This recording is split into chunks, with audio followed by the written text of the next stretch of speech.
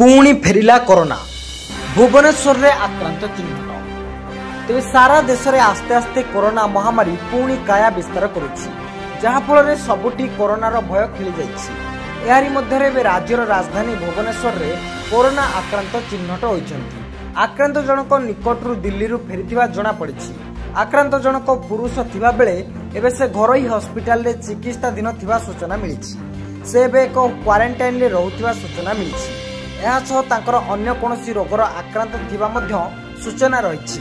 सूचना योग्य दक्षिण एशिया और चीन सिंगापुर रे कोविड-19 काया विस्तार करथिबा बेले भारत को मध्य व्यापीछि संक्रमण। कोविड-19 रे संक्रमित होई मुंबई रे 2 जनक मृत्यु घटिछि, किंतु देश में कोविड स्थिति नियंत्रण में रही जना पड़ी। समस्त को सतर्कतार सहित रहा परामर्श दी जाइछि। मास्क व्यवहार करने सतर्कतार सहित लोक को रहा निर्देश दी जाइछि। यह एक संक्रमक रोग जहाँ भूताणु द्वारा व्यापी थाए। यार लक्षण थंडा, ज्वर और काश माध्यम देखा जाए।